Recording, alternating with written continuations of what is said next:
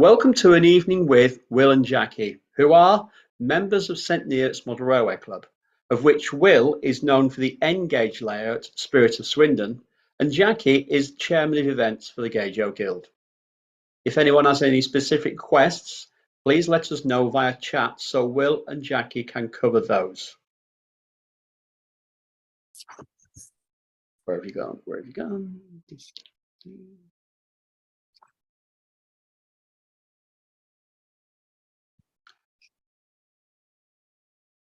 I don't seem to be at a spotlight, Jackie. You are one of the hosts, so I don't know why it's not letting you, because you were able to earlier, weren't you? You did, yeah.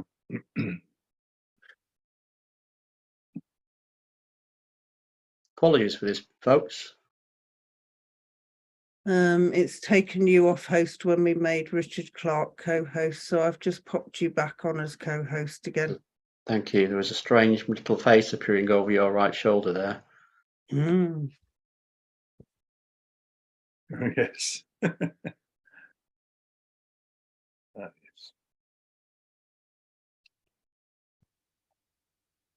There we are. Welcome to Will and Jackie, and thank you for joining us, and over to you both. Okay, thanks very much, Ian. Thank you. I'm just going to literally share the screen and get the slides started. Oh. That was quick, and thank you everybody for this evening. Oh, damn. That's the end. Why it's gone straight to the end, but we're having all sorts of technical issues tonight. Let's just start. Yeah, my computer kicked me out about 10 minutes before we started, which doesn't help either. There we are. Right. Well, good evening, everybody. So I just wanted to give you a bit of background to who we are. Now, everybody knows me as obviously chairman of events and usually hosting this evening. It's very strange to be a speaker on an evening with. But both Will and I are members of St Neots Model Railway Club.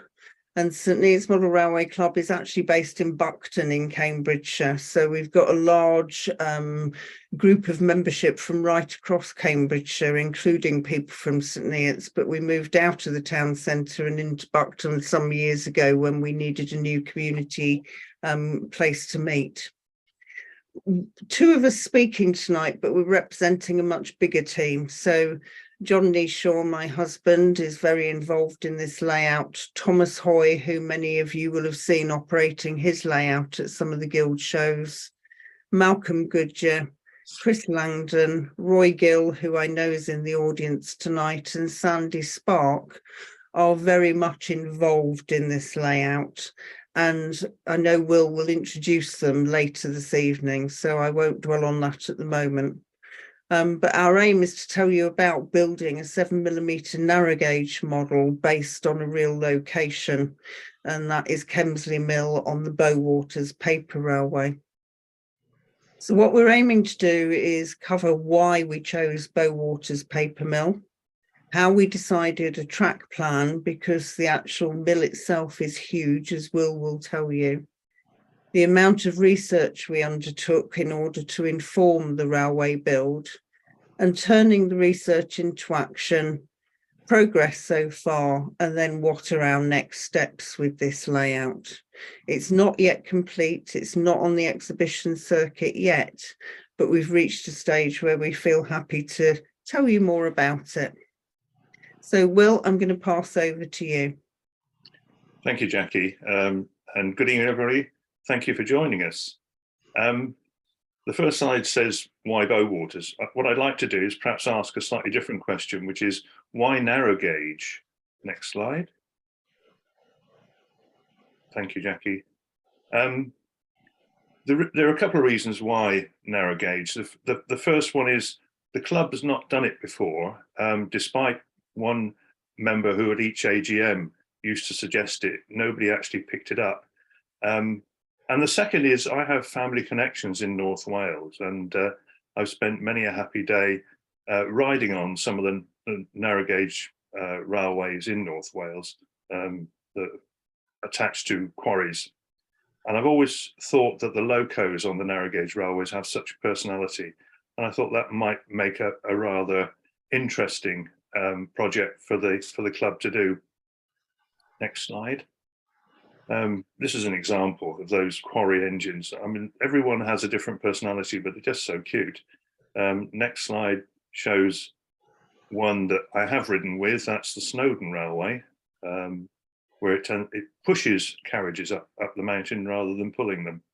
And the next slide shows a rather dirty but example of the narrow gauge locos on the Bow Waters Railway.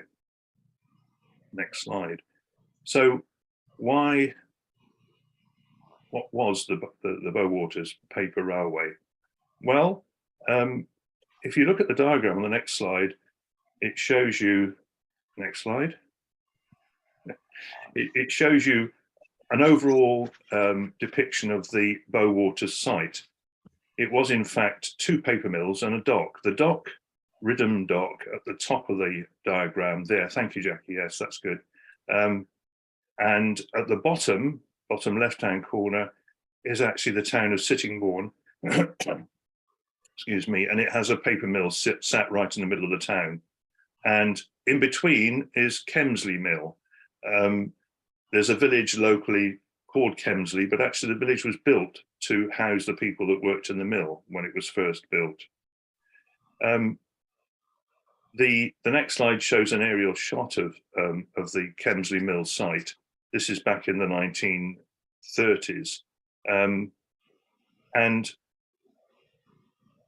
if you look at, right, okay, and the next slide shows you the area that we eventually decided to model.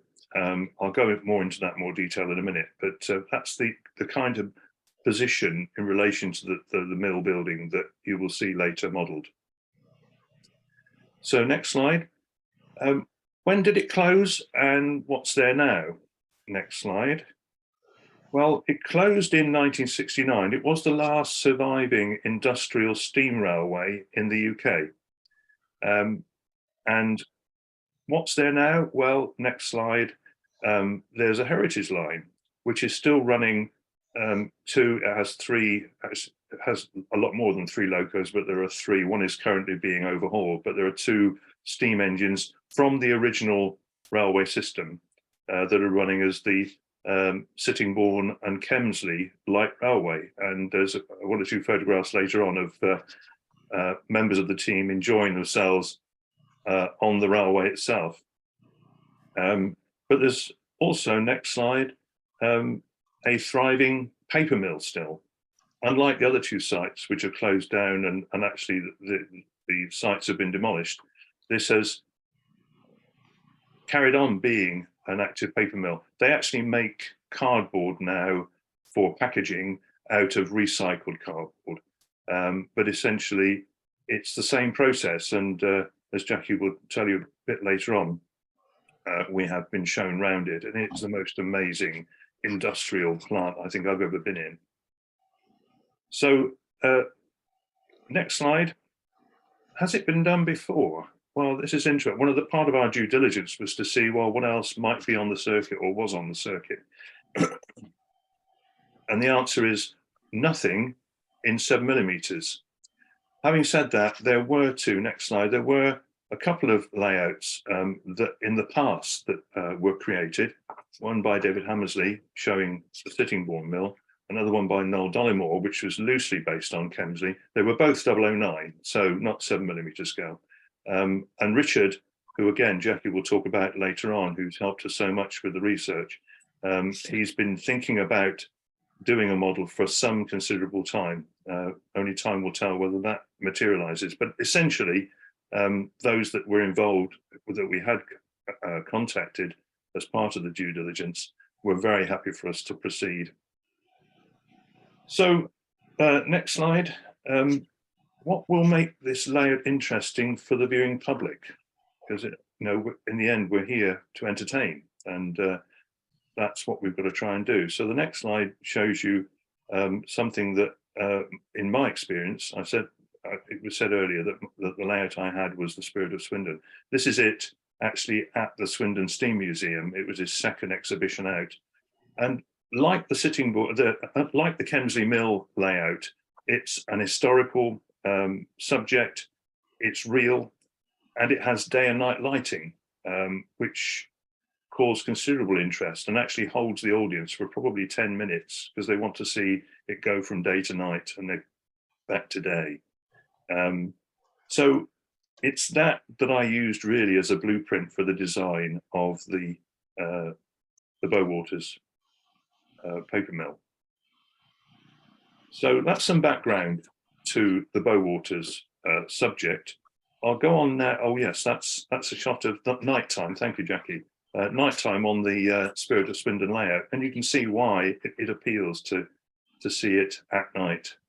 There's something about lights in buildings which is quite magical.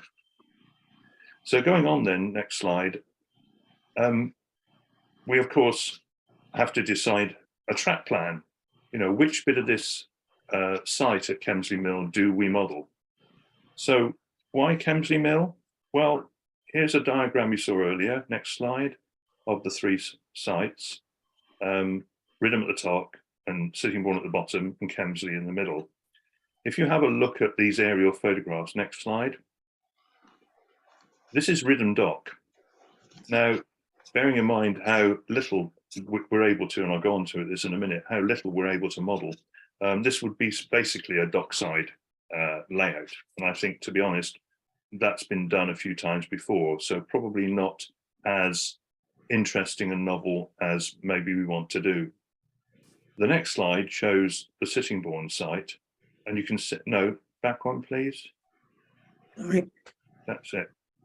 This is, you can hardly tell which is a paper mill and which is the houses around, but and that's one of the issues. I mean, it's now been demolished, but it's surrounded by town structures and would be quite difficult to model, although it does have a lovely high level railway line running out of it, which is part of which is still used by the Sittingbourne and Kemsley Light Railway. But we felt that it was far too complex and surrounded by townscape. So we decided to go with Kemsley. Next slide shows this site from a slightly different direction.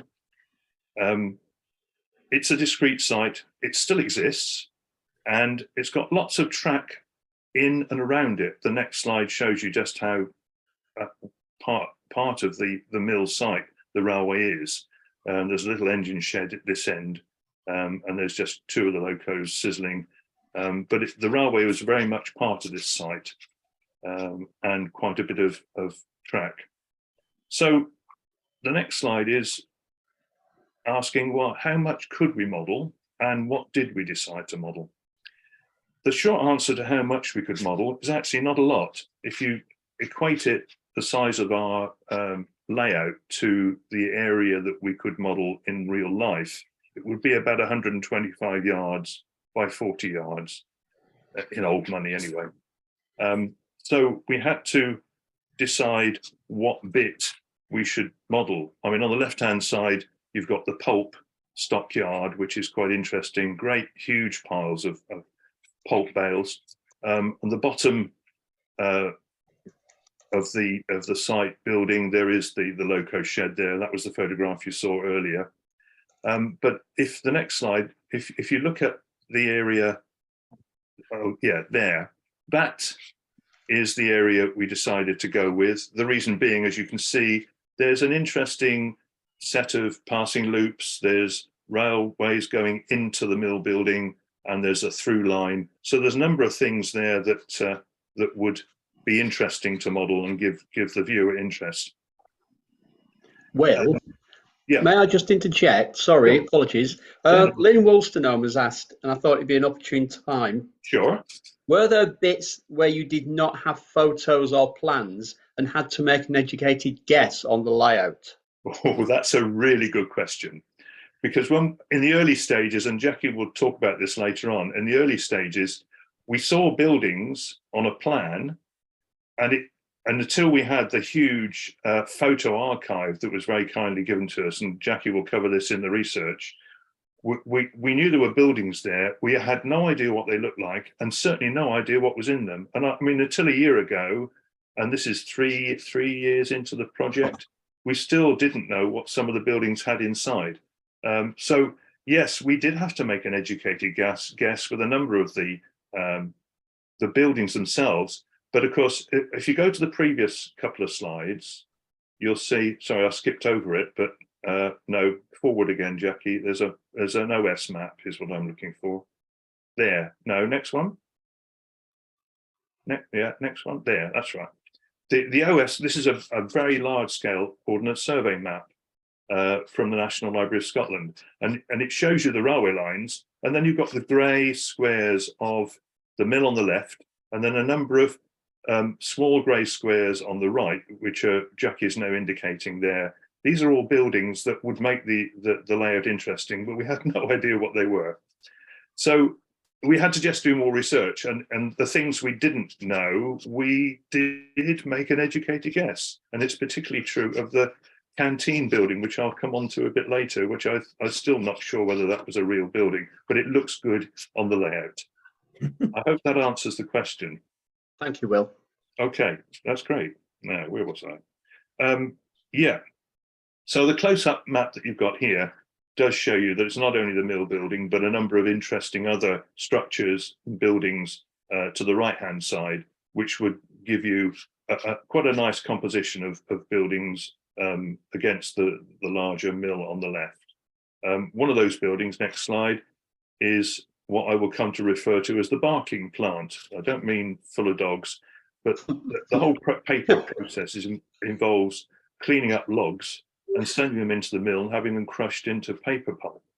And this was the building where all the logs were stripped of their bark, hence the name barking plant. And the conveyor that's coming out the left-hand side there goes right up into the mill and carries the cleaned up logs into the mill. Thank you, Jackie. Yes, that's it. So there's a barking plant with a conveyor, some other interesting buildings, which I'll talk about later. And next slide, and roadways as well. There's a series of roadways around that site. So it allows scope for vehicles. And there's one iconic vehicle, which I'll talk a lot more about later on, the red vehicle. So next slide, the question is how, oh yes, no, vehicles, talking of vehicles, thank you. This is a general view from that barking plant down over the area that we've modelled. And there are two things talking about vehicles that we're adding to our list that we haven't actually sourced yet. There's a Bedford lorry in the middle, flatbed lorry. That would be quite interesting to have. And in the foreground, two high-sided blue trailers. And these are the ones that were used to carry the bark strippings to, I'm not entirely sure where. They may have been incinerated in those days rather than composted for recycling, whatever. But yes, so other vehicles, and a forklift truck, which we saw when we visited, we know that they were used, and we would certainly like to model one of those. So there's a lot of scope for vehicles as well as locomotives. Okay, next slide. How authentic is it? Well, this is always a judgment call, really, but we've gone to great lengths to try and make it as authentic as possible. Next slide. All these slides will show a locomotive, and we've got used to looking behind the locomotive, which is what the interesting bits are. And behind the locomotive, where Jack is putting the cursor now, this is the white warehouse, as it turned out to be. So that's one of the buildings on the layout, and we've reproduced that as faithfully as we can. On the right, where the cursor is now, that turned out to be an oil store. And what you can see, this is the back of the building. You'll be viewing it from the other side on the layout, were lots of like little hoses coming at the back, and they were to fill oil drums. The machinery in the paper mill has got lots and lots and lots of rollers, very heavy rollers, and they all needed oil to lubricate the bearings on. So they went through a lot of oil, and that was the oil store. So, you know, we honed in on these buildings and made them really as accurate as we could. The other thing you can see on this shot is the state of the railway track itself. Pretty unloved, pretty unkempt, not a lot of ballast left, just mostly mud. And that was part of the atmosphere that we're trying to create. And we will introduce, we will introduce as much kind of structures and infrastructure as we feel appropriate for the layout to give it that authentic industrial feel. Next slide. And this illustrates rubbish. You need lots of rubbish. I mean, one of the things about this site, it was pretty informal, and whenever they stopped using stuff, they just left it. It's a bit like a farmer's, farmyard. They just left it where it stood. So there's bits of iron, bits of old machinery, piles of earth. There's all sorts of stuff, weeds, as you can see them growing up the bottom of the mill building. It's all very unkempt, and that's something that we're still working on, and we'll come to that later on. But rubbish is also an important part of the layout itself. There were some compromises. Next slide. There were 4 main compromises. Next slide. The first being, this is a picture of the through line, which ran from Ridham Dock to Sittingbourne and went past Kemsley Mill. And this was in a cutting, sort of, I suppose, about 50 yards away from the edge of the mill site. What we've done to keep interest is to bring that through line into the front of the layout. So we've got a through line to run what would be locos and trains from Ridham Dock off stage right to Sittingbourne off stage left. The next slide shows another compromise we've made, which is to bring this rather nice barking plant into the area that we're modelling. It's actually behind the back scene in real life. We've drawn it into the edge of the back scene because it's an interesting building and it has a conveyor that goes into the mill itself. Next slide shows the mill building, or a piece of the mill building itself, with the really interesting brickwork and windows. We've simplified the mill building. It's quite a complex structure, as you've seen from the footprint on the maps. But we've simplified it, but tried to keep a lot of the detail of the walls that we've modelled. So the arched brick and the windows themselves, and the brickwork and the finish as authentic as we can. Will, that's another compromise. Will, just going back to the image of the rather ropey looking track that you mentioned, I mean, you don't have to skirt back to it. Dr. Dave has asked, how do you model poor track quality? Just sufficient quality to avoid derailments? Poor track quality is really interesting. Well, you'll see what we've done later on and you can judge for yourself, but essentially it's, you take the formal process of sticking your track down, ballasting it, and then you cover most of it up with scenic and with filler, so that what you're left with is the rails and a rather unkempt sleepers, sometimes showing, sometimes not. So to give you the sense of this kind of fairly informal, very ad hoc industrial line, there's no signals on this system at all. You know, it really is ad hoc. To change points, the driver or the fireman just stick their foot out the door and hook it over as they go over the point. So it's really not what you would do today. But the track itself, well, you can see what we've done, but the track is good running track, but it's meant to look as informal as we can. And Philip Taylor has asked, who made the locomotives, or will you be touching on that later? I will be covering that in detail later. Yeah, I'll hold my fire on that one if I may. Thank you, Will. Okay. So compromises. So the mill building, we've got a simplified form there, but it's to give you a sense of what the building is and a sense of place. The next slide shows the fourth compromise we've made. There are a number of standard gauge lines within this piece of the railway. One of them actually runs into the mill building itself. We've decided to remove all the standard tracks, so it's only narrow gauge track that we're modelling. So that's how we arrived at the track plan, and we'll show you the actual track plan later on, but that's the thinking process that went through deciding what to model and what part to model and what track plan we should aim for.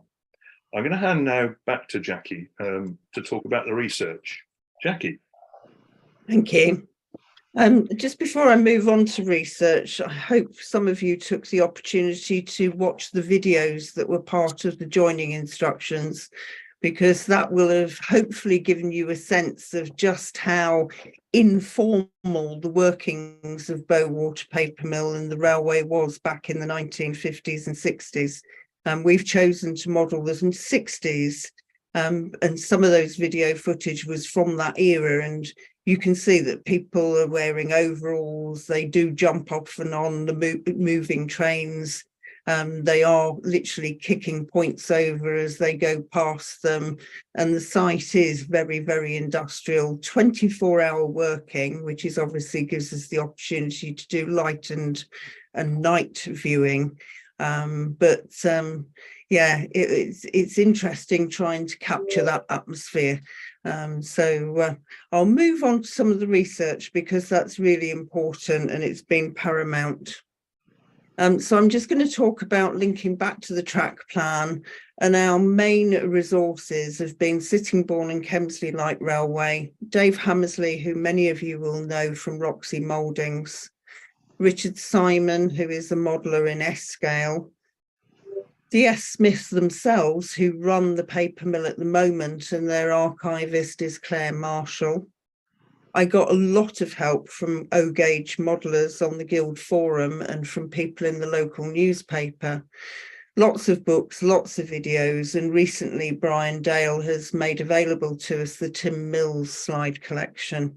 He's been busy converting a lot of slides that Tim Mills had.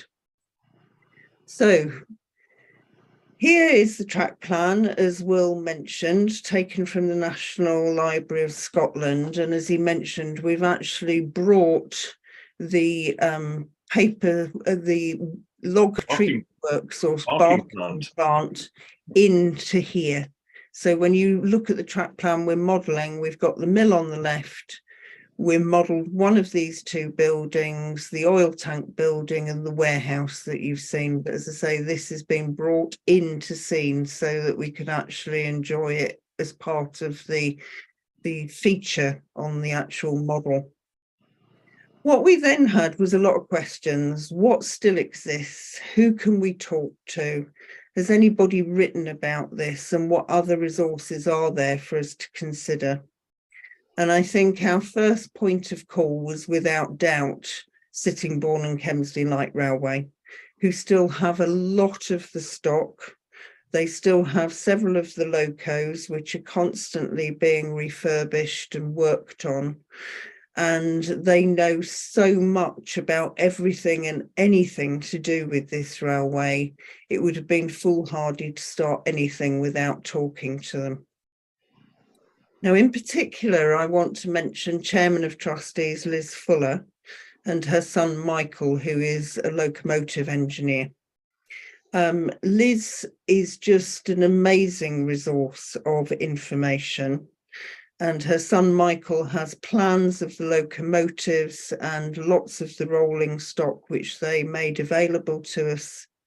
And then they also gave us lots and lots of information to make sure that we spoke to Dave Hammersley, put us in touch with Claire Marshall, let us go and visit and showed us all around and what was actually still running, what wasn't running, when would it be running.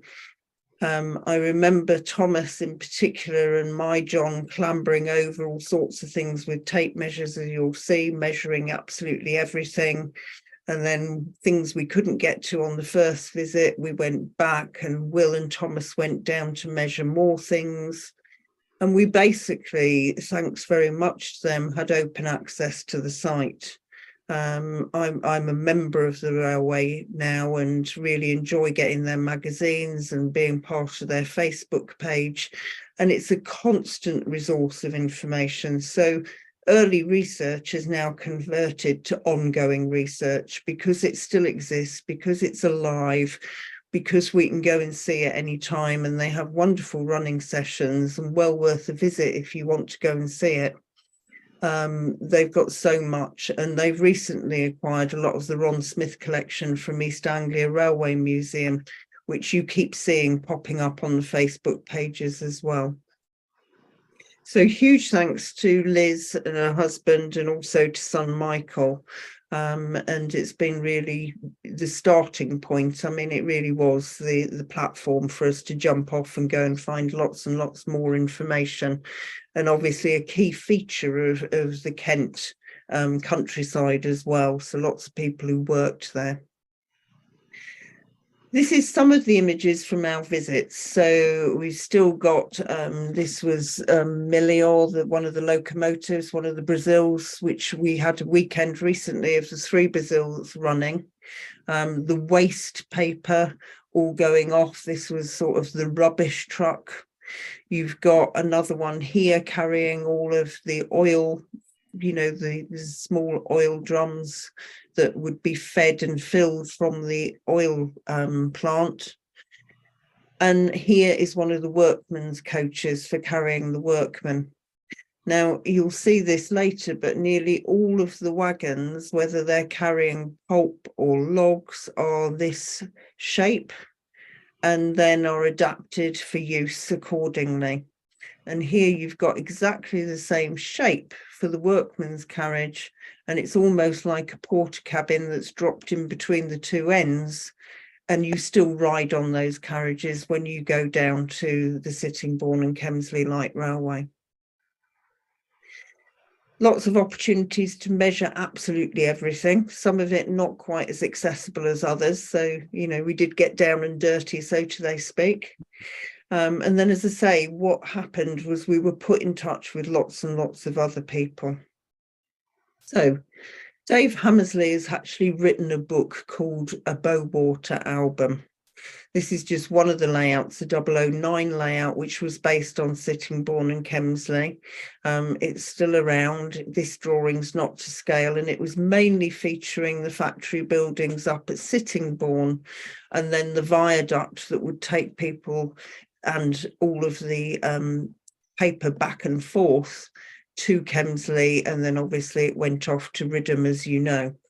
But that Bowater album has been a Bible for us. And I have to say that I think every single member of the team has got their own copy now. So I hope Dave still gets the royalties from those. But clearly we know Dave very well. I'm still trade manager for the Guild as well as chairman of events. So I speak to Dave on a regular basis. I'll see him tomorrow actually at RailX. And he's still got a continuous resource of information. What he knows is second to none, and will answer lots and lots of questions. Richard Simon is somebody who got in touch with me many years ago about bringing an S-scale layout to our East Anglia Model Railway exhibition. We started talking by chance when Will and I were leaning over a 009 layout at Worley, and we were talking to the 009 owner who was doing an industrial scene about the fact we wanted to do Kemsley Mill on the Bowater line. Standing next to us, believe it or not, was Richard, who said, "Oh, I've been thinking of actually doing that in S-scale. I've got loads of research." Well, when somebody says loads of research, what you don't expect is several DVDs worth of archive photographs, Flickr files, so much information from Sittingbourne Archives, Sittingbourne Library. And I have to say that the majority of our old photographic archive material comes from Richard Simon. And again, we're still in touch with Richard. He keeps finding more bits and pieces and sending them over. He's decided that actually building the stock in S-scale is beyond their abilities. So he's possibly going to do a 7mm model, but he's going to concentrate on Riddham Dock. So people are still looking at this railway and starting to model it. We were then put in touch with Claire Marshall at DS Smith, which is the big paper mill that exists there now. And again, this was a lead from Liz and Michael at the Sittingbourne and Kemsley Light Railway. It's still a major feature when you ride on the Sittingbourne and Kemsley Light Railway.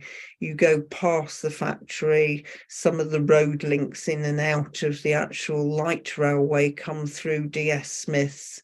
And they availed us a visit. We went down, we had to put all our hobnail boots on and hard hats and you name it. We dressed up to the nines and had a wonderful tour of the current factory and the paper processing. They gave us this lovely book, which is being prepared as part of their centenary. And next year, 2024, is 100 years of the Kemsley paper mill, the Bowwaters Railway. And they will be celebrating that. And Claire herself is building their archive and constantly adding to it and doing interviews with people who lived in Kemsley Village. So there's a huge amount of material. And when we went on the visit, the first half of the day was just spent in a seminar room, going through slide after slide, book after book, looking at pictures, looking at floor plans, and they have been amazingly helpful to us. Jackie, Yeah. I'll just on touching on that, as it's say the centenary next year. Lynn Mulsternome's question is does the mill have any plans for public open days? Do you think that might be possible with it being their centenary next year?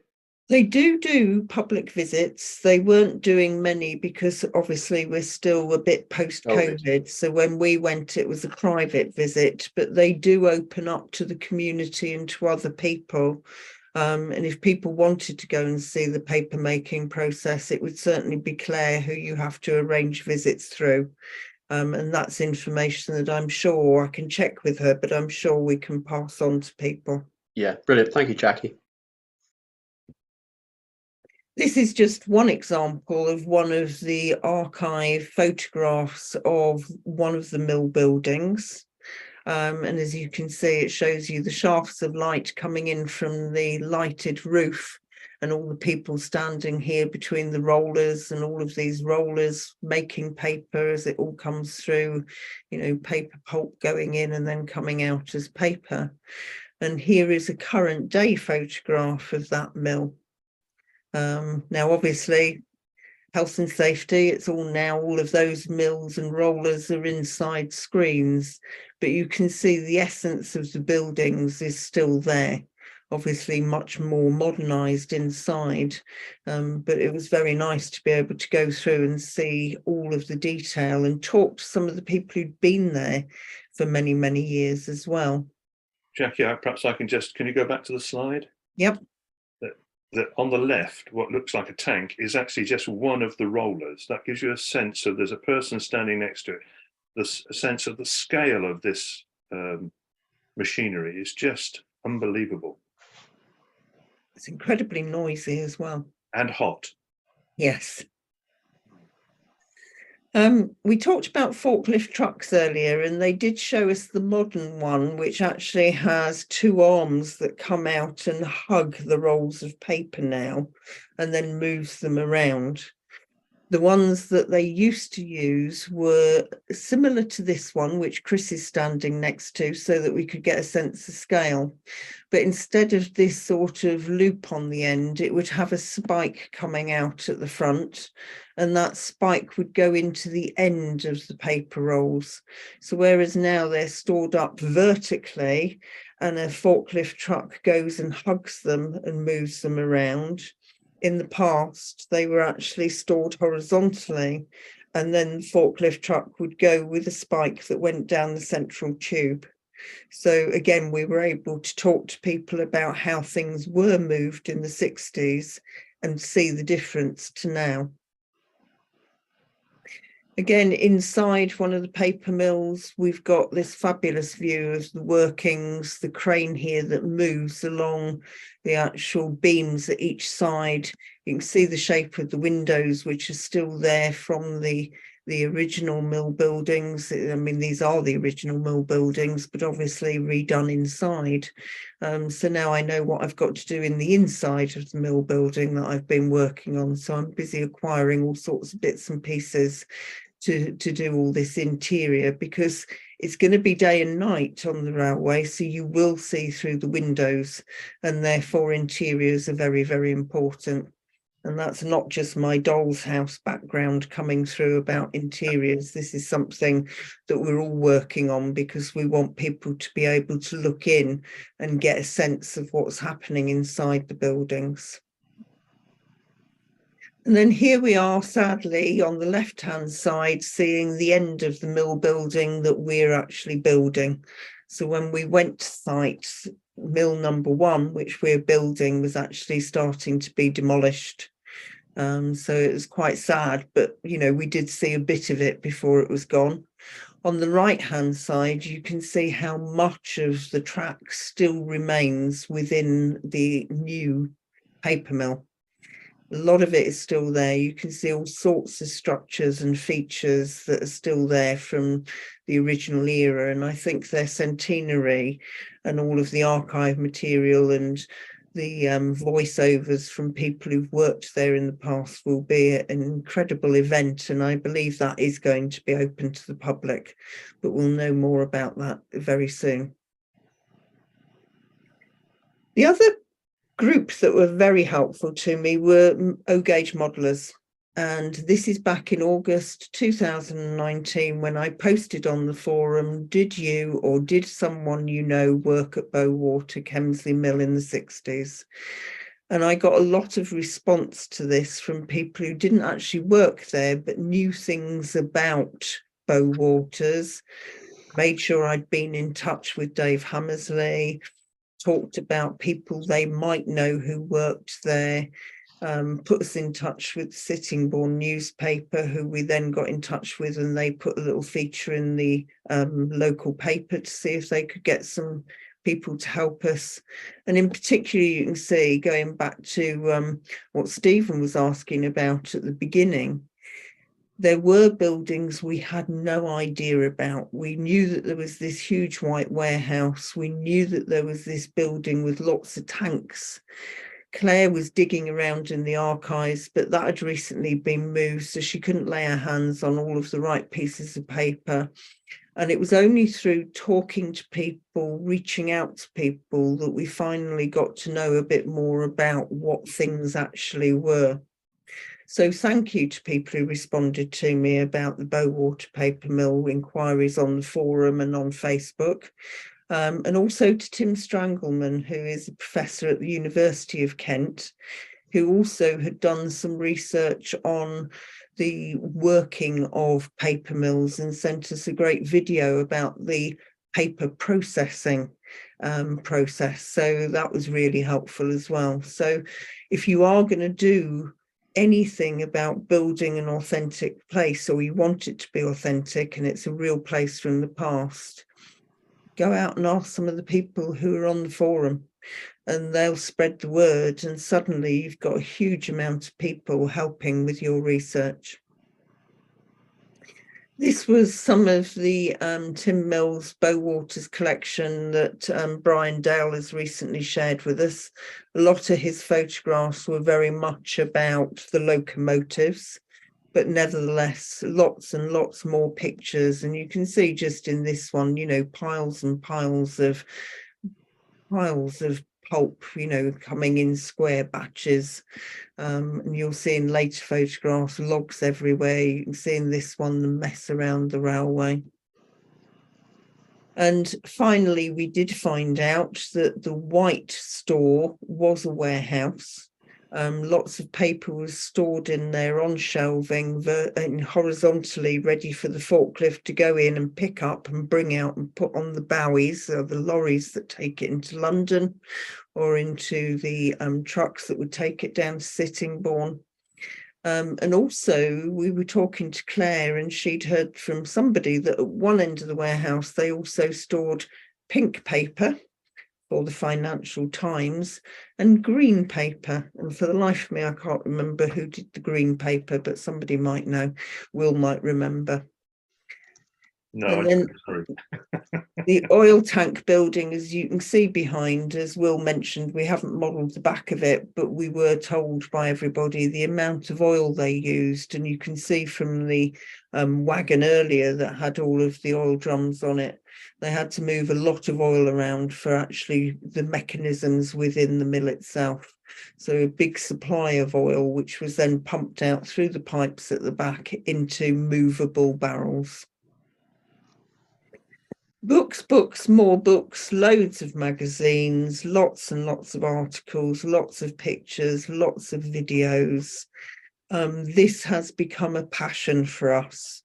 There is so much we've learnt about Bowwaters Railway, and it's become something that if anybody finds anything about it, we're instantly looking at it, reading about it, new resources, new photographs. Absolutely, you know, boring to anybody else, but something that we actually love talking about. And of course, it has to be fun. So this is one of our visits to the Sittingbourne and Kemsley Light Railway. Michael is actually here in the photograph. This is Michael Fuller and various other drivers and people on the locos. We've got the 2 Brazils here at this time. The third one came out for the 3 Brazils running, and one of them then went off to be renovated.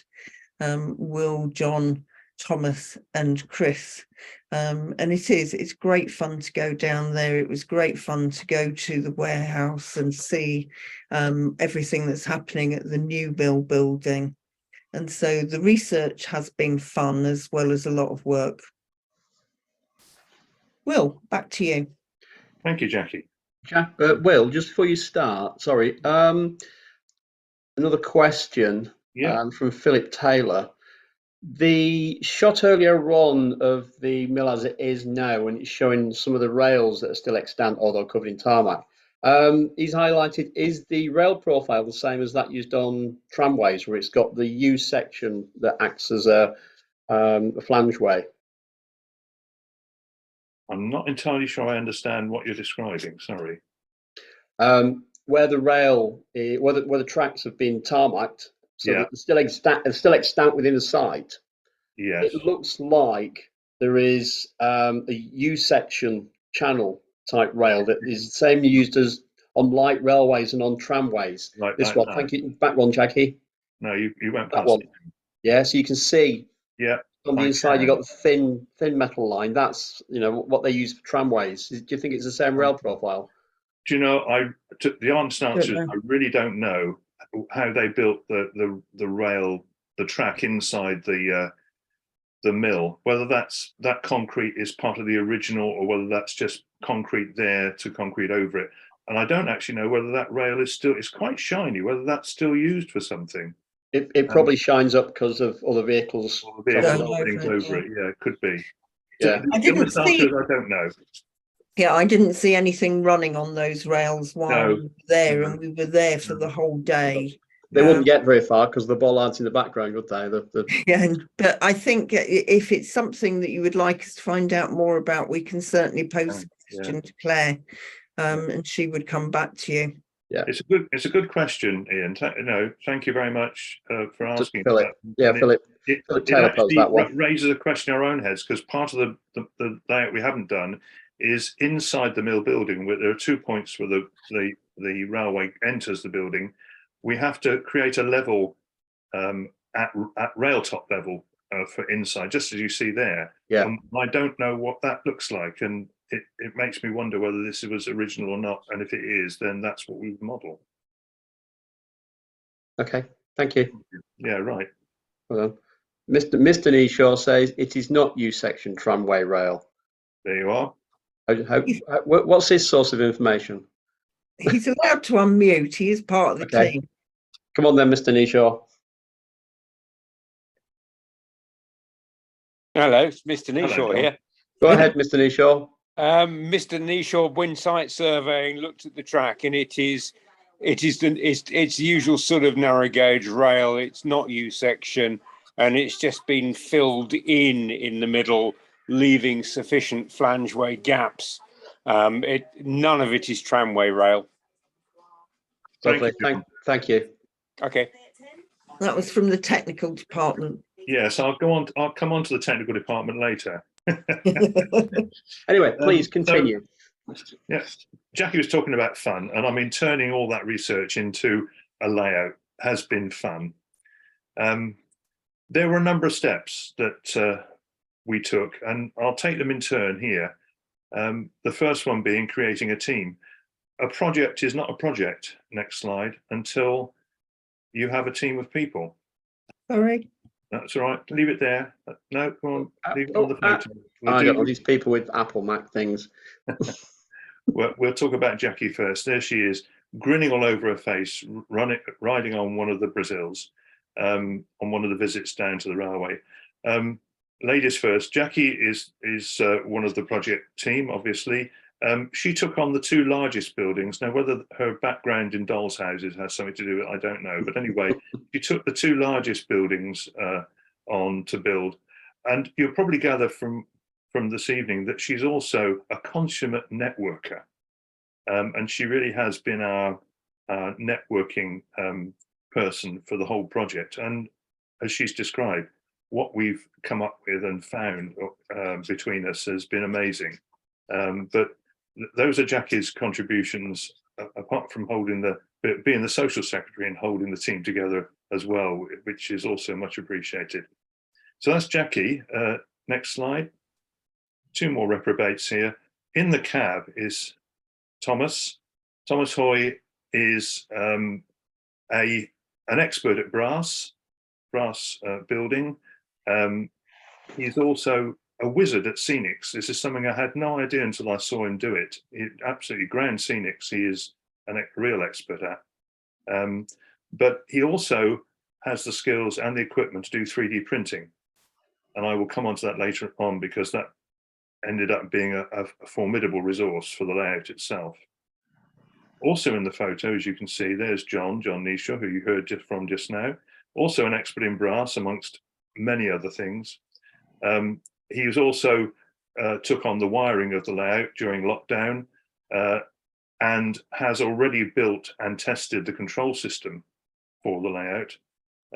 And being the technician, I've asked him if he would take the lead on the lighting. Next slide is Malcolm. Now, Malcolm is a bit like me. He's a 2mm modeler, and Malcolm's actually a consummate 2mm modeler. He's built a number of little tabletop layouts, which are exquisite. The scenics is amazing. So he's helped us with scenics and with buildings. Next slide. This is Roy, who is actually online tonight. Hi, Roy. No, he's not the T-boy, as you might imagine here. He had his apron on, but Roy, he's very, very good at woodwork and structural design. And if I have an issue with the layout, structural issue with the layout, I give Roy a shout, because he's a great problem solver, a real valuable resource in that sense. Next slide is Sandy. Now, Sandy was an early member of the team, and then he decided to move to Norfolk, which is quite a long way to have to come down to Cambridge. So Sandy, in the early stages, took on some of the buildings for us. He also runs an advertising agency, so actually his access to materials is really useful. And the next slide shows, on the right in the pink polo shirt, that's Chris Langdon. He's an expert at woodwork. He's built buildings. He's actually looking at the one building on the left there that looks complete. That's the oil store, and that was Chris's work, and it really is lovely. He taught all of us how to do corrugated iron convincingly, with techniques that I didn't even know exist. He's a wizard with an airbrush. And the balding guy looking at a piece of the rolling stock there, that's yours truly. Apart from leading the project, I love doing buildings, so I've got a couple of buildings that I've built, and also I was involved with the woodwork, which is another thing that I love to turn my hand to. So that's the team, and this team then had to agree, all 8 of us, a final track plan. which we've alluded to several times this evening, but I'm going to get on to it now. Next slide. So there's the familiar area that we decided to model, with the white building at the top. Jackie's gone through this already, so you're familiar with those. And that is then converted into, next slide, the track plan itself. Now this was an early sketch of the track plan, but it really hasn't changed much from this original sketch. The conveyor out of the timber treatment works, as it's called at the top there, now goes up the side of the mill building, so it's much longer than you see in that diagram. But essentially, this is viewed from the front. It says front at the bottom. So to the right, there's 2 exit holes that would go to Ridham Dock. To the left, there's 1 exit hole which would go to Sittingbourne. And out the back are 2 exit holes there that go to the pulp store round the other side of the Kemsley Mill building. So that's the track plan that we ended up using. So next slide. Having agreed that, we then started to do drawings and make mock-ups. And of course, every good layout starts with a number of rolls of lining paper with the track drawn out in actual size as the layout would be. Next slide. So what we did, we took the drawn track plan, and we then assembled a motley collection of shoeboxes and toilet roll holders and old discarded buildings and bits of cardboard here and there to try and get a sense of the composition that we were thinking of creating. And the next slide tries to create that sense of what it might look like in the final model. And actually, when you look at this now and look at the final model, there's not a lot of difference between what looks like a collection of boxes to what actually ends up being the final model, in terms of a composition anyway. This is a refined version of the first composition with paper to represent the roof of the big white warehouse. But you've got a sense of track running behind buildings and so on.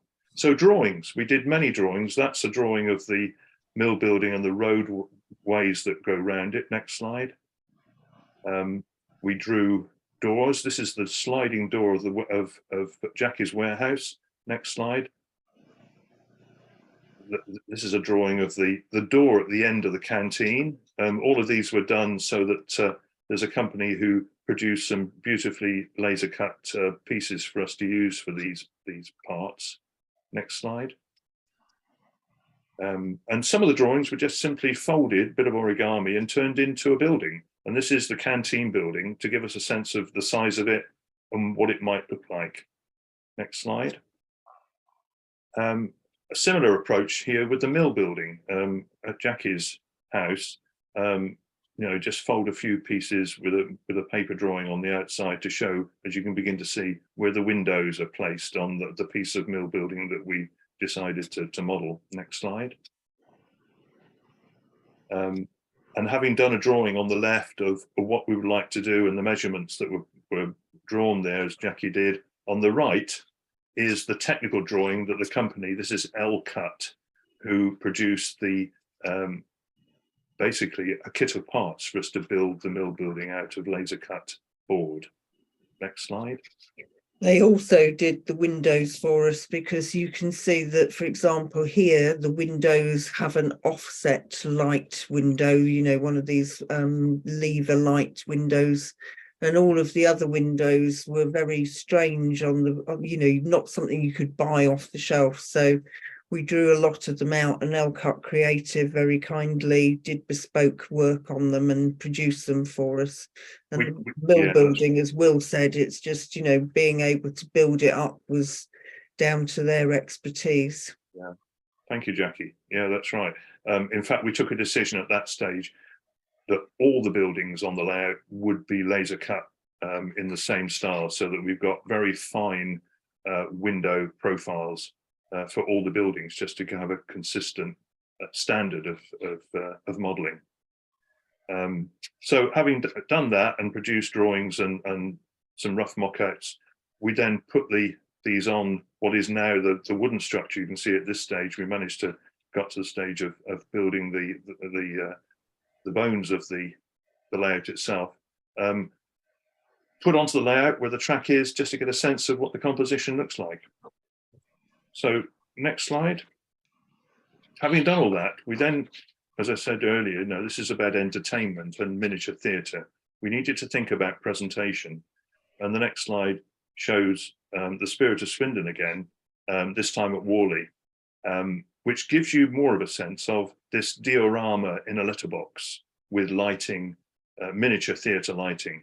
And that for me was what really worked, and what I wanted to draw on as an inspiration for the design of the overall layout, to try and create a similar effect if I could. And to get that across to the team, I built a model of the model. So this just gave them some idea of what I thought the structure should be in order to create that, together with the bits that join together and how many panels it would mean, just to communicate to them what it was that I think the structure should look like. And as you can see, on the left is a cassette table outside the viewing area. To the right, another cassette table outside the viewing area, and the one at the back. So it's a kind of strange T-shaped footprint. Next slide. And that's pretty much what we ended up creating. There's the letterbox with the proscenium arch over the top, and basically the scope for a diorama, which will have lighting in the top. So next slide. A few photos here of the process to get there. This was the first time we'd actually put the framework up to see if it all fitted together properly. And the overall impression of that was, gosh, this is quite big. It's the first time we'd get a sense of the size of it. Next slide shows that we started to lay the track bed. This was going to be an open baseboard with track bed laid as 5mm ply. And the next slide shows you at a more advanced stage with all the track bed laid and the track laid onto it. So you get a sense of the open board that we could then use for scenics, with the ground being below and above as necessary. Next slide. Will? Yeah. Question again from Dr. Dave. Do the buildings come off for transporting to shows? Good question. The answer is yes and no. As many as we can will be fixed to the layout, so there is as little work to do when you're setting up. But because of the position, because the boards will all be stored and transported in pairs, the two display boards will, if you like, face each other. And because of the height of some of the buildings, some of them do have to come off. Clearly, the mill building is 0.5 metre tall, so that has to be planted. The conveyor that connects to it, just for physical reasons, and it's very delicate, so that has to be fixed on. And the building at the other end, the barking plant, which you saw a couple of times earlier, that will be planted as well. But I think all the other buildings, we aim to have them fixed on the layout. So it's only just for the process of fitting the buildings that will fit within the transportable pair of baseboards that are fixed together. Thank you, Will. Okay. The track, incidentally, is all Pico 016.5, except for one piece, this rather beautifully made crossover. This is also thank you to John Kneeshaw, who said, oh yeah, I can do that. And he produced a really lovely piece of crossover. And the next slide shows it in place on the layout. And there was no way we could do that any other way other than John build that crossover. Next slide. John also did the wiring during lockdown. We had about half an hour just before the shutters went down at the beginning of lockdown to go and retrieve the layout and materials and whatever we could to build buildings whilst we were all locked down. This is a piece of his wiring. So he wired the whole track and tested it whilst we were in lockdown. A nice, neat piece of wiring. And there's one of the point motors. These are Cobalt digitals. There's 8 of them in total. So the next slide. So we had then to from those mock-ups to create buildings and scenics. And what I've got next is really just a series of photos to give you a sense of the process that we went through. There's Roy and I looking carefully at the drawn layout there on the desk, and a few of the mock-ups of the buildings beginning to be taking shape. The materials we're using there is Corex board, and Jackie tells me that one or two of the members, guild members, might recognise it because it was actually filched from a show where it had did it have the plan on it, Jackie? Yeah, the big Corex boards at the entrance to every show. If ever anybody wants one at the end of the show, they're great for doing building mock-ups. They certainly are. It was a great piece of material to use, and we had lots of it, and it really helped to make all the mock-ups. Next slide. And here's an example of Sandy's work. He early on, whilst he was with us before he moved to Norfolk, he created these two buildings. This is a workshop and a store. The idea was these are fictional buildings, it has to be said, but they were posted at the right-hand end of the layout to obscure the two exit holes in the back scene, so the trains disappear behind the buildings and off the layout. And these were then taken on and developed to what you'll see later on. Next slide. You've seen this already. This was Jackie's mock-up of the mill building as it would be on the layout. Now this is the actual carcass, the first stage and carcass actually sitting in position on the layout. And this is, as Jackie has said, is all from L-cut, laser cut board with three-dimensional structures behind to make it strong and portable. Next slide shows the first layer of the detailing. So there's two layers on here. So there's two, and you begin to see the relief of the arches there. I think there were four in the end, weren't there, Jackie? Is that right? Yeah, it's 4 layers. 4 layers of brick detailed board that we laid one on top of the other to create the 3D brick relief for the mill. Next slide, that's one part of it, and that's the other part. So they're in 2 parts and an adjoining wall at the back. Next slide. This is that one. This is the carcass of the barking plant. And the reason it's sliced off like that is because it sits at an angle against the back scene. So you see the whole of the front, but only half the back. Made in 5mm styrene board. Next slide shows these mock-ups and part-built carcasses, and there's still the canteen in its drawing stage, but in a slightly better shaped roof.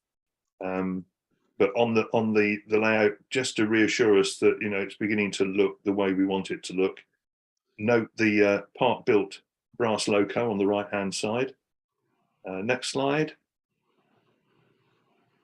This is the barking plant clad in its brick finish with the L-cut windows fitted.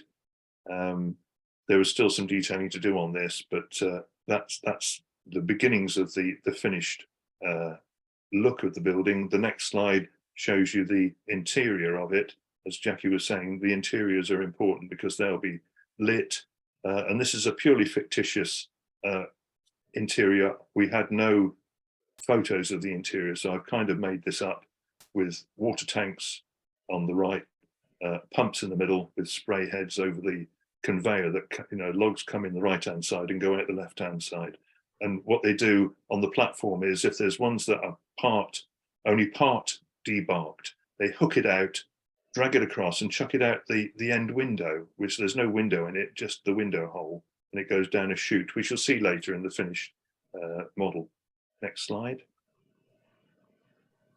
This is approaching completion, the oil store. This is Chris's work without the lights in, but you can see through the holes that the beams, the detailing inside, he's got tanks in there as well, and more of the L-cut windows. Next slide. And the tanks at the end, which we commissioned from models of Manchester models? Made in Manchester. Made in Manchester models. Thank you, Jackie. This was something we thought it was worth investing in because it's quite a prominent feature on the layout. The Hobgoblin isn't modelled. That's No, that's not part real of the model. stash No, at home, by the way. That's Chris's private stash. Yeah. Next slide. So we then had to think about, well, from the beginning, we thought about building stock and vehicles. And the next slide shows the ubiquitous pulp wagon.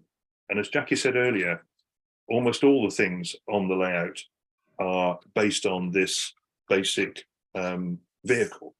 It's a flatbed wagon with two upstands at each end, one at each end, and they are essentially there to carry bales of pulp up to the level of the upstands on the ends. But next slide, they were adapted to, as you've seen in some of the photos, to serve as a coach. And some of these have been renovated and running on the Sittingbourne and Kemsley Light Railway now. Next slide. There was another type of wagon. Oh, this is them sitting on the layout. We did this periodically because it's 016.5 track. I, as a non-7 or new to 7mm modelling, couldn't really tune into the scale, but because the track is what was essentially 00 width, you kind of think it's 00 scale, and putting these on really does make you rethink about what the scale is. But this was a first try of running these on the track, because the bogies underneath and everything, all the detailing is all 3D printed with metal wheels fitted. Next slide. The rather jaunty wagon on the left-hand corner. This is a China clay wagon, a tipper wagon. The detailing is amazing, and how long it took Thomas to put this into the CAD program, I don't know, but it's extraordinary the amount of time he has spent in measuring up and putting these the information into the CAD program in order to 3D print these wagons is amazing. But it's a lovely, rather characterful wagon. Next slide. And now to locos. And this is a part built, one of two, from a heavily modified brass kit from locos and stuff. And the next slide shows it at a slightly more advanced stage. And that's the bodies with their undercoat on. This is Premier and Melior, as Jackie said, they're Kerr Stewart Brazils. The next slide, we go on to vehicles. Now, I showed you this earlier, and this red vehicle, which Jackie called a Bowie, this is it's an iconic vehicle. And we did, when we were down at being shown around the plant, meet some people that have been in the company up to 20, 30 years ago, still working at DS Smith, but are Bowwaters people through and through. And they used to call these Bowies. They have a great affection for these wagons, these lorries. These are AEC Mammoth Majors, and were designed to take the finished product, the rolls of newsprint, next slide, up to London. And here's two of them parked in Fleet Street, where, of course, in those days, all the newspaper printing works were, and they would offload these into the printing works. Next slide. There are one or two, well, this one anyway, a restored version of it, which actually provides a very good photo record and resource to be able to model it. And we have commissioned 3 Bowies for the layout. Next slide. From white metal kits, and there is somebody working on these. Jackie, what's the name of the guy? Kevin Cartwright, who is obviously known to many of you as our sales manager and also one of the regional managers for the guild. And Kevin did an evening with about building vehicles. And I posted a picture on Facebook saying one of the other projects is to get some of these and find a kit or something. And the next thing I know, he's sourced a kit and he's adapted it and was happily building them for us. We obviously commissioned him to do that, and we'll pay him to do that. But, you know, you've got an expertise there of building vehicles that we've been able to tap into. These are brilliant. Kevin is with us tonight, by the way. Oh, right. I rather There you are. suspected you might be. Apologies, Kevin, for not knowing who you are, but this work is extraordinary, as you'll see. So it was cabs and chassis, all detailed. Next slide. And this was a stage where he painted up the cabs, and they really do look splendid. And then the next slide, almost in the finished form, with rolls of newsprint on there. It's interesting, when we went down to DS Smith and were talking to Claire and on the day we met her and looked at the archive, we let it slip that we were commissioning these, and we'd commissioned 2, and she said, could we have one please for DS Smith? So we commissioned 3, and DS Smith will be having one for their archive in their seminar room, because, as I say, this lorry has great affection for the original Bowwaters employees. I think they're going to get a different one. We'll actually, because we'll have 3 of our own stock. Oh, will we? I thought we were having one of those there. Okay, yeah, so that's what you find out, isn't it? Okay, next slide. That's it. Okay, so that's all about vehicles and stock, and the journey to turning the research into action. I'll hand back to Jackie now to give you a progress report. Just Okay, before Jackie, sorry, just before you jump in there, a couple of other questions. I think first one from Dr. Dave is probably better answered by Mr. Kneeshaw, if he's still with us. On the crossover that you built, John, do the wheels from the rolling stock run on their flanges through the crossing? Yes, I hope you can hear me. Yeah, we can. Yes, they do run on the flanges. I sorted the depths of the crossings out with a bit of trial and error, so that the flanges bottom out over the crossings, because the wheel profiles we're using aren't broad enough to be supported by the conical treads all the way across. So it's slightly naughty, but we do support them on the flanges. No, thank you, John. And secondly, probably, I don't know if Jackie or Will can answer this one. This is from another one from Philip Taylor. The height of the mill buildings and the set of barking shed, has there been any compression needed to reduce the height of the buildings to get them to fit into the scenes?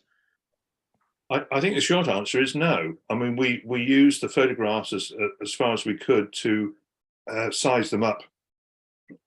And the mill building is designed so that it goes out of view at the top, but there's not much above what you can see till you get to the top edge of the building. So I'm not aware, Jackie, are you, of compression? I think we've faithfully reproduced, as far as we can, it in full height, effectively.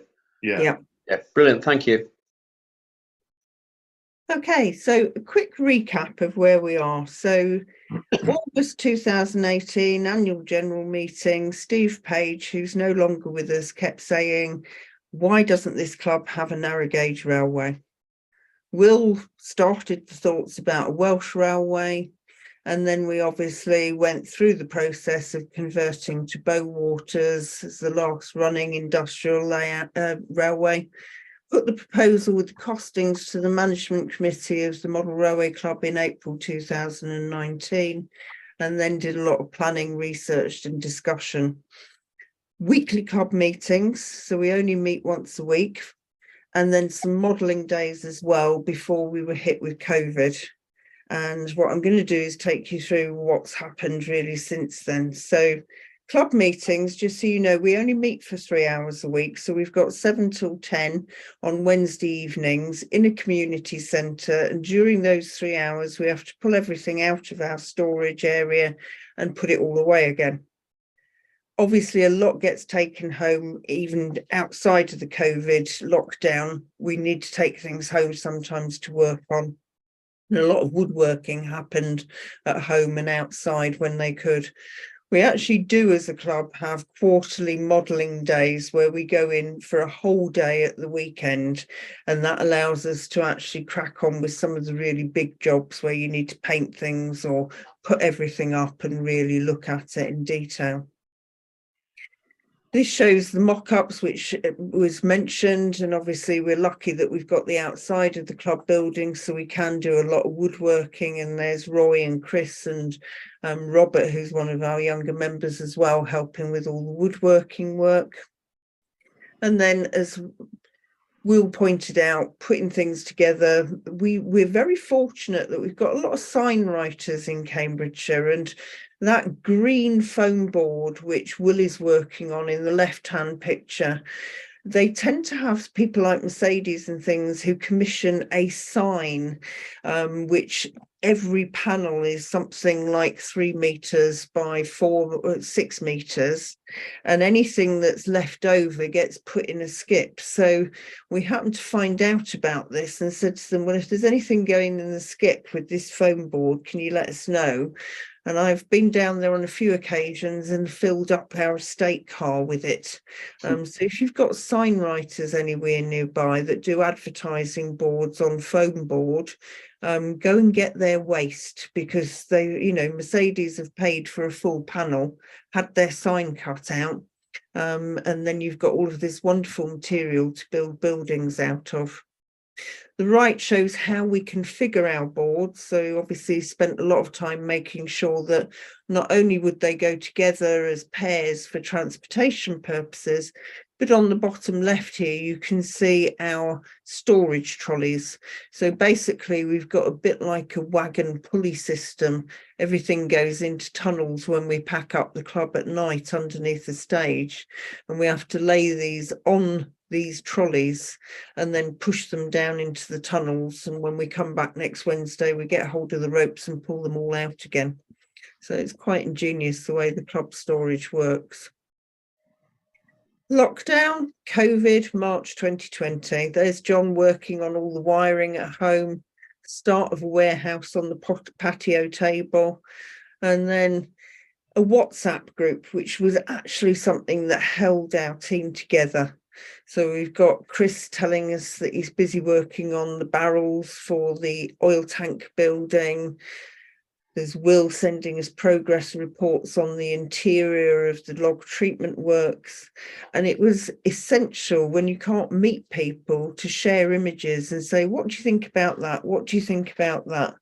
Getting a sense of what individuals were doing during the majority of 2020.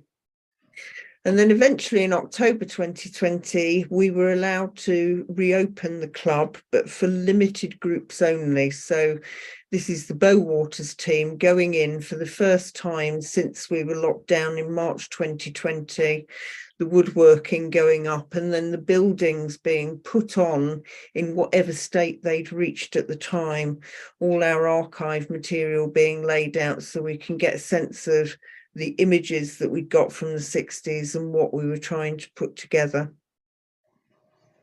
More lockdowns, so WhatsApp continued, and it still does.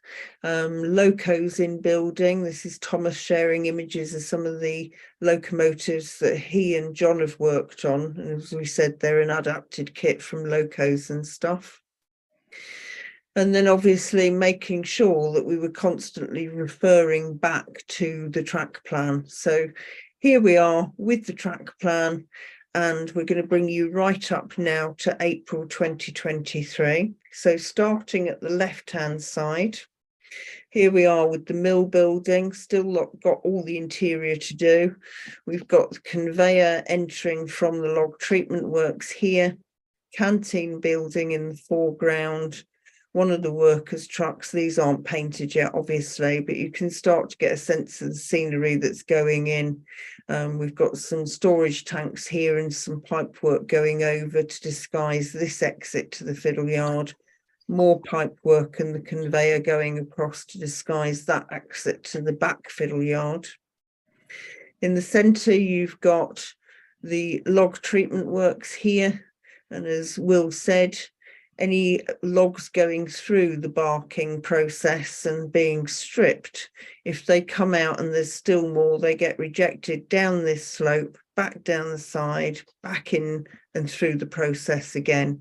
And we've got lots and lots of bare logs piled up, which you'll see a bit better at the back. And we're still toying with the idea of perhaps having a big log pile as part of the back scene. The oil tanks, the big storage tanks that feed into this building.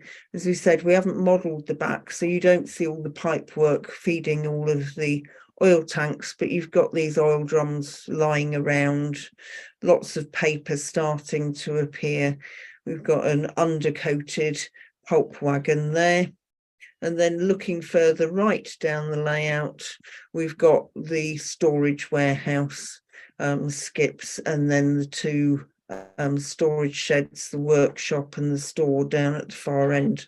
And we're at the stage of trying to make it messier, and there's a heck of a lot of work to do, because if you see the real pictures and this, yes, there's lots of bits of scraps of paper and stuff lying around, but we've got more and more work to do on making this messier. And you can see, as Will said, you get a bit of rail and then it might disappear and then it appears again.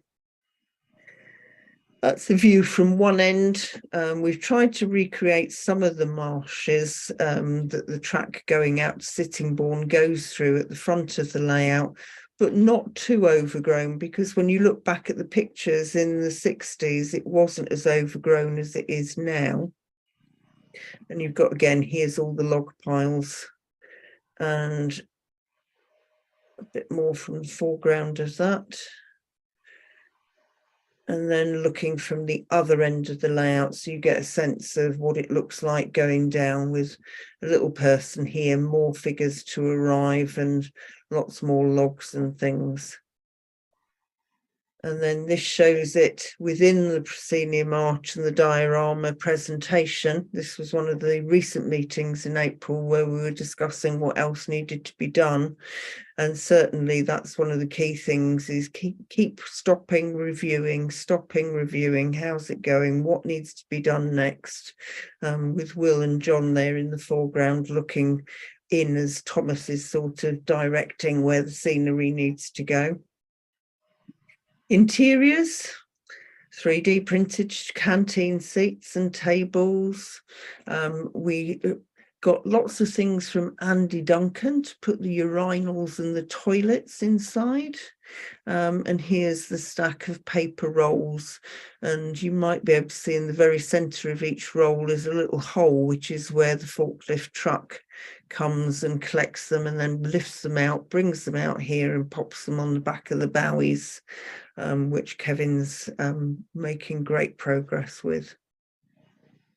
So this now shows it as a sort of cropped picture for you. So storage tanks, mill building, here's the log treatment works with the conveyor taking everything up into the mill building. So the pulp gets processed into paper, staff canteen, oil building with all the tanks and the storage tanks leading in, and then the warehouse where the paper's stored with the two workshops at the right hand end. So I hope that gives you a sense of how far we've got. And yes, there is more to do, without doubt. We've got all the lighting and technical things which we'll just finish off by telling you about. And I just want to mention some of what I feel are the success factors. Good leadership has been really important. We've been interrupted with all of the COVID lockdowns, and it's very easy for project plans to drift and you to get quite, I guess, disheartened about the fact it's not moving forward as much as you would like it to. But with Will's leadership and keeping us on track and saying, come on, guys, what do we need to do now? And people saying, well, the buildings are what we need to get on with next. We're not going to get anywhere until we get the buildings done, working as a team. My workload was increasing. I can't think why. It's called Gajo Guild, I think. But, you know, people helping with buildings, making sure that we're working together. I can put the roof on that for you. I can put the windows in that for you. Good communication, still a WhatsApp group, lots of extra meetings and updates, making sure we keep to timelines, look at what comes next. And another good thing, which stemmed from Roy, who built our test track and kept a record of the build of our test track, which is multi-gauge. We've recorded everything. And when we came to do this seminar and an article we've got to write for Sittingbourne and Kemsley for the bogey, that having that history of what we've been through and the timescales has been really, really important. So briefly back to Will, just to tell you about where we are and what our next steps are. Thank you, Jackie. I'm conscious of time, so this would be a very quick whistle through the next steps. There are three basic next steps structurally and one from an operating point of view. Next slide. We've certainly got to complete the scenic detailing. This was it before the buildings were put on. This was the start point. This is some of Thomas's wizardry with groundwork, and you can see how we're dealing with the track there, but it needed to be developed. Next slide. Because it needs a lot more weeds. Okay, the left-hand picture is how it is now, and Jackie said it's a lot more overgrown now than it was in the 60s, and that's true. But we certainly need weeds. On the right-hand side, we certainly need that grubby feel to the ground, which still needs some work done to it. Next slide. And you can see here just how messy everywhere is, and to create a real sense of the Bowater site, we need to try and reproduce some of that. Next slide. Constructing the lighting is both ambient lighting and structures. There's not only the ambient lighting that creates the day and night effect, but also lighting structures where the cursor is now. There's lots of what look like ordinary street lights, as well as a yard light, which is in the foreground of the one on there. Yes, that's it. This, I've modelled it on the right. You can see it sticking above some of the buildings. That will have an LED yard light on it. So in the night time, there will be pools of light coming from two of those and another of those yard lights on the mill building itself. And of course, lights on the end of buildings to illuminate doors and so on. Next slide. The control system, back one. The control system, as I said earlier, John has already built it and tested it on equipment that's not been purchased yet for the layout itself, but using other parts of pieces of equipment. It'll be Lens DCC. There's a virtual mimic board that can be accessed through a tablet or a phone through a wireless router. So it's going to be fairly virtual, the point switching. And then an operating plan, next slide. Agreeing an operating plan. There's lots of scope for operations. There's a through line, there's dropping off points, there's opportunities for shunting in and out of the mill building. Next slide. And then adding the finishing touches. Next slide. For example, the skirt for the exhibition, as it will be, which will just tidy up the frontage. Unfortunately, proscenium arch is missing here, but that will carry the signage for the layout as well. So it's just the finishing touches to the presentation, but also to the layout itself. And booking shows, next slide. We actually have a couple of bookings already. As Jackie said, next year we've been invited to go down and exhibit the layout at the Bowater Centenary in mid-24 at Kemsley Mill. That'll be quite an event for us.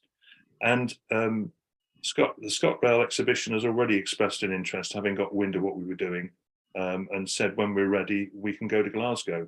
And I'm sure there will be others with Jackie's networking abilities and a knowledge of exhibition managers and so on. I'm sure there will be others.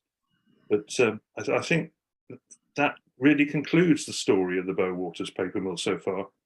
I had no idea when we started this back in 2019 just how a deeper project it would end up being. And as Jackie said, it's a bit of an obsession with us all now.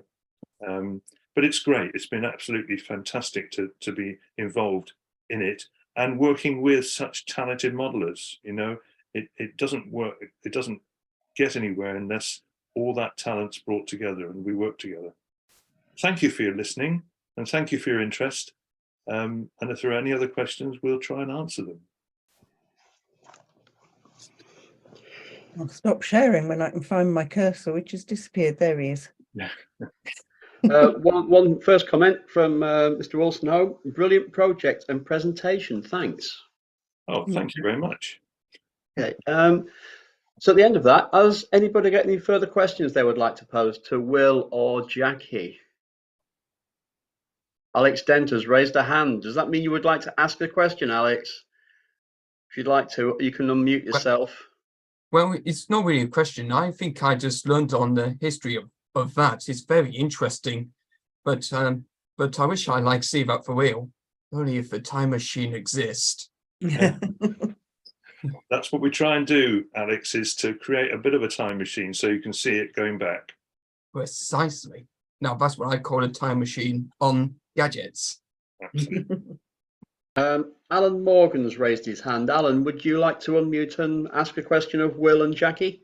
Yeah, there was standard gauge on the site originally. There was. Did you just include just have one small bit of standard gauge track to make the standard gauge, the narrow gauge, sort of more obvious to sort of less railway minded people?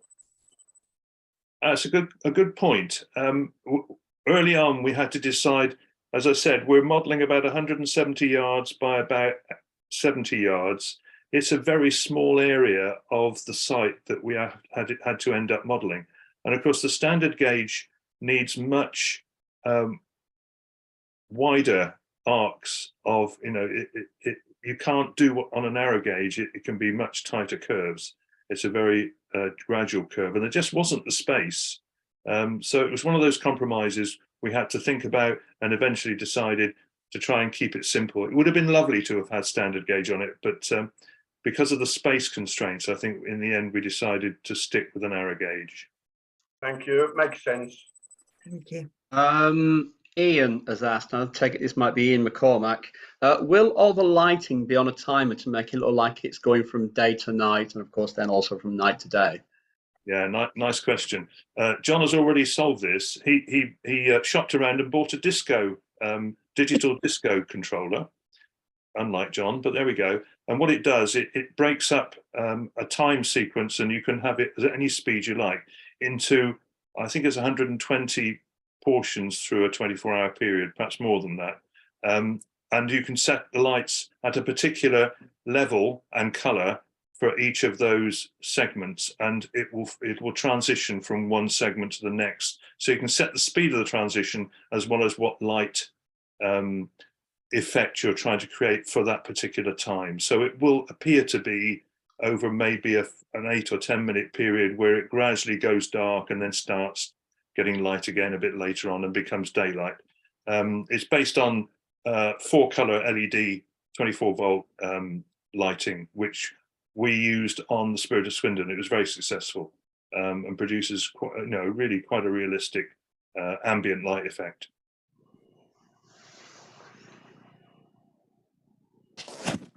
Any further questions from anybody at all? I mean, there's one thing going back to the very start of the presentation where Will mentioned, I think it was in 1969 where they stopped using steam. Well, the rail system closed in 1969, yes. Yeah, sorry, Yates Duxbury Paperworks at Heath Bridge, 1974, stopped using steam. They're wrong. No, there's video of it. It's 1974, Yates Duxbury. There was still steam on that railway. We will check this with Claire. Yeah, I'm fairly confident because the shot of the locos lined up was middle of 1969, and that was the last time that we're led to believe that the steam railway was operational. It was handed over in 69. Bowaters, yes, but I think you said the last steam operated. Oh, I see what you mean. Railway, sorry, I meant last industrial steam. I stand corrected. Yes, this was industrial steam. I was led to believe it was the last industrial steam system in the UK. Right. Yeah. Well, let's say Yates Duxbury at Heath Bridge in Bury was 1974. Okay. Anyway, sorry. That's just a aside. Another one from me. Are they only allowed to use Barclay locomotives at the Barking Shed? Oh dear. Oh no, No. I'll just go now. Sorry. We'll turn the host off. Another one from Ian McCormack. How many controls will be required to make the layout work for a full running session?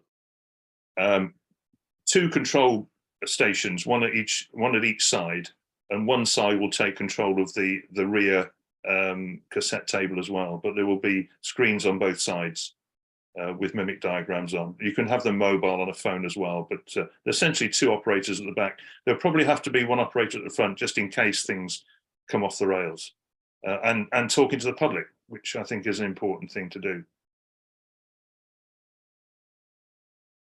Michael, yes, would you like to unmute? There we are. Not so much a question as such, but probably part question, part comment. First of all, you mentioned that one of the early considerations was the dock. Yes. But you said, yes, it would be all dock. I think, yes, it would. And have you actually estimated just how large some of those small ships would be in O gauge? That they'd be massive. They would. And you'd probably only get 1 ship in, to be honest. Yeah, you probably wouldn't get a ship into the area that we are modelling. Exactly. Yeah. These are seagoing ships that come from Scandinavia. Yes, I assume they would be. Yeah. I wondered. I've made some notes here, but it's getting so faint I can hardly see them. Oh yes. Presumably did the oil come in by sea or did it come in by rail or road? I think it came in. Oh, it would probably have been delivered by tanker into the storage vessels that you see, the 2 tanks at the end. Yeah. Road tanker, you mean? Yeah. I was interested in the fact that John didn't seem to think that tramway track was used. Yet, if you look at that particular slide, you can actually see what appears to be a sort of steel band where if you like, the inside of the U of a tramway track would have been. And certainly there would have to have been some sort of either check rail or steel rail alongside the rail to ensure that the concrete infill didn't actually encroach upon the running track. Right, yeah. I think it's something we need to ask D.S. Smith, archivist, about. Claire may well have an answer to that. Yeah. I think John was just going by what he saw when we were there. It's very hard to know what is going on. It's not like to be wandering around with a pick and shovel, is it? No, that's right. That would be the only answer, wouldn't it? Michael, next time we go down, know John well enough. Yeah. Another question from Ian. How will the cassettes be powered? They simply, John devised a very clever system. I think he'd seen used effectively somewhere else, where you simply slide the cassette, engage it in a kind of, I don't know what you call it, but a docking station. And as you engage it, the power is introduced into the cassette from brass plates. Thank you, Will. Okay. I've sent you a message, actually, Will, directly, which has got the YouTube link on it for the Yates Duxbury plant. Thank you. There you go. So if there are no more questions and everybody's happy, I'll just one point. Go on, Michael. Ian, there is just one further point. In the aerial view, if you like, of the model of the canteen, I couldn't see any sign of a kitchen. Oh, there is a kitchen. No, you couldn't. Well, actually, if we showed you that slide, there's not a kitchen room, but there is a, if you like, a kitchen unit fitted at one end of the area where the tables and chairs was, with a sink and an ascot heater, with a flue that goes through the wall. And the kitchen unit was actually based on a 1960s kitchen unit that I had in the house we had that was stripped out when we first did the kitchen. So I know it's 1965, and it's the same colours. Right. So, yes, based on genuine mid-60s kitchen units. Right, for those Michael, those of a workers certain would- age, they will know Wrighton kitchens, which were the bee's knees then, and this would have been what was in there at the time. Michael, we do know that there was a much larger canteen for the mill workers that was based much closer to the rest of the mill buildings. But the right, small yeah. canteen down by the railway tracks was more for the workmen coming in. Just And the I tip. suspect that in reality, the food was moved from one place to the other. And then just the small kitchen units that Will's alluded to were used for, the food to be stored in while they were coming in and out for their breaks. Just a rest place for the loco crew. Yeah. Right, yes, Was, yes. Was the outside. food moved by rail? Sorry. You're losing it. I believe you are drinking there, Ian. Ian McCormack, thanks for an interesting evening and answers. It's Ian Darville. Ian Darville, I do apologise. My bad, because I was aware that Ian McCormack was going to be with us tonight as well. So I'm very sorry for that. Thanks again, everyone, and well done for producing what looks like will be a lovely looking layout. That's Ian Darville. Thank you. John Starling says thank you. I'll take it if we've got no more questions from anyone. I'm going to hand over to Jackie, who's going to put the tail on this session for the next evening with, and also some guild information.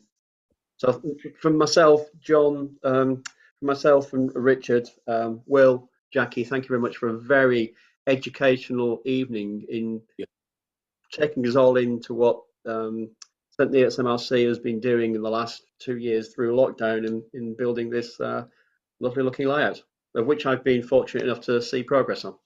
Oh, thank you for the invitation. Yeah. Appreciate it. Yeah. Very, very good evening. Really good. Thank you, Michael. So taking you forward a month, 26th of June 2023, many of you will know that Nick Dunhill from our technical committee is basically building a loco over various evenings. We've had footplates and all sorts of things, and we're now at the stage where he's going to actually be building the loco frames from scratch and all the associated underframes for the locomotive. So that's booking starts for that at midnight, and you again get all the full joining instructions with some videos of previous sessions so that you can see where Nick has been taking us to. I think somebody's going to have a full locomotive by the end of this. So that's Monday, the 26th of June. In terms of shows, don't forget that a week on tomorrow is our summer show at the new venue of Barnsley Metrodome. We've got several layouts, one American, a variety of traders again, so lots to see at the summer show in the Metrodome, and it's just off the M1. People are worried about the rail strike, but Barnsley's not that easy to get to by rail. It's much easier to get to by road, actually, with the big M1 links and things. And if you've got family who want to come, their water park inside the Metrodome is absolutely amazing. And the glass house and all the new shopping centres in the centre of Barnsley, which is just literally a few walks, literally walking distance, might be something that would interest other members of the family. Advance tickets are on sale. So if you go to the front page of the website, bottom right-hand corner there, you've got summer show, click more information. It'll take you to a page where you can scroll down and look at all the layouts that are attending, see all the traders that are attending. I'll be adding the show floor plan to that either tonight or tomorrow evening, and you can click on the link there to book your advance tickets. And please don't forget that all advance ticket numbers go into a prize draw. We had 2 winners at Kettering, 2 at Kempton, and 2 numbers being pulled out of the hat for Barnsley from those people who've bought advance tickets. And each of those 2 winners will get £100 voucher for spending on Elcut products. Elcut are celebrating 10 years of production this year and have kindly donated £1,000 worth of prizes for the year, which is very generous of them. There'll be 4 more chances for Gildex, 2 for a 1-day ticket and 2 for a 2-day ticket. So buy your advance tickets now. For anybody who's not a member of the Guild, and I know we have got some non-members present, just a reminder that if these talks and other aspects of the Guild are of interest to you, you can actually do a free trial of the membership benefits.